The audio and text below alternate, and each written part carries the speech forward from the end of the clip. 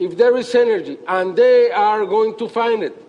If they find it, then they will have to accept that it's not understandable what is going on there. We have, for the first time, physical evidence, something that we never had in the UFO encounters. It's very difficult to have that kind of evidence. I hope that someone takes this challenge in the US and takes the risk and go there and do their own investigation. This is...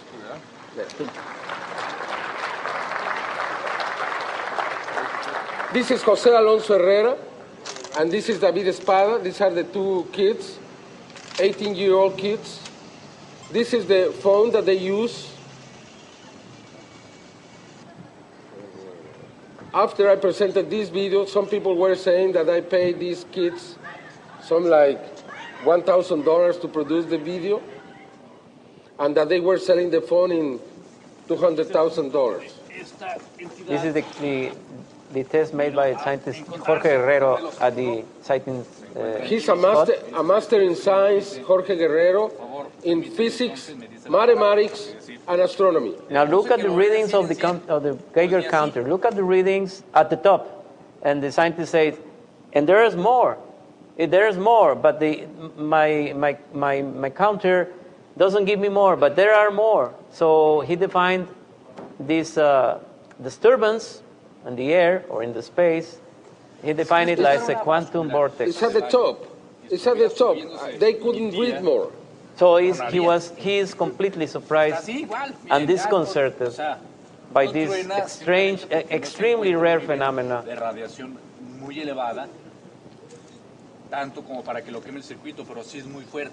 He is explaining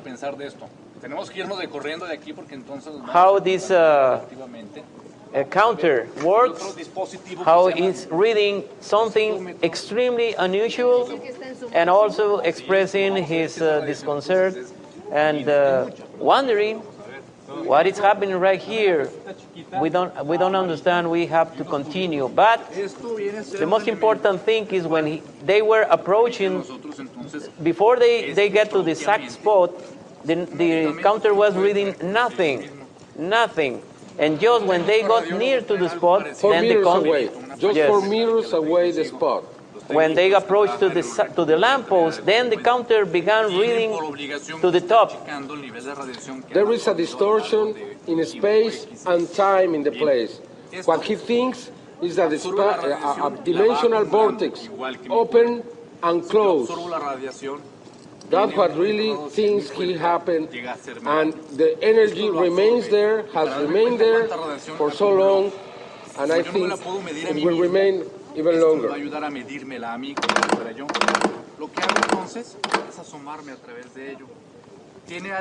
Now this analysis made by scientist Jorge Guerrero confirms as a fact that an extremely rare phenomena took place in this exact spot in this neighborhood, in this point, an extremely rare phenomena that is still existing down there. And at this moment, he's explaining that the radiation doesn't get into his body and doesn't get into the animals or plants or the people that is around. Otherwise, this area should have been emptied, evacuated, because he thought it was dangerous, but nothing happens. And here's where he's saying this is not explainable. And this finding is one of his most discussed and disconcerting findings for him, scientists, because he cannot explain how is it possible that with these high amounts of radiation that cannot harm people. And as you are seeing them, they all are there, and they don't feel sick, they don't feel anything unusual. And these tests were made before, along with the media. They gathered the media, the newspaper, and also the researchers.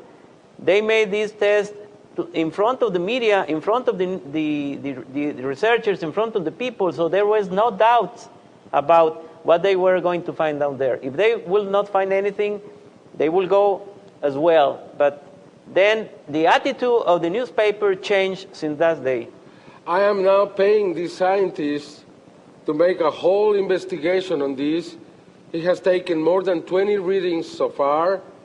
We're going to publish a book.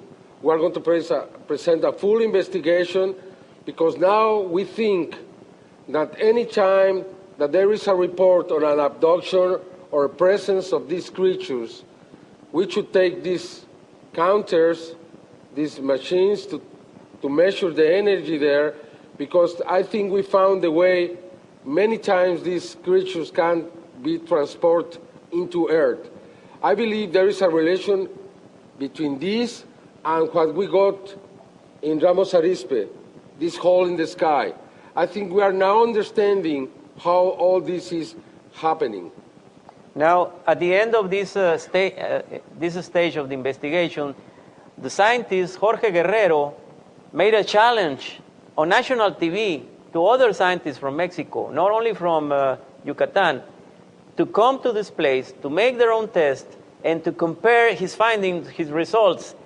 And 3 universities from Mérida responded to that challenge and sent in different times their own team of professors and scientists to make the same test, the same analysis, and the 3 of them found exactly the same result. So that's the actual status of this investigation.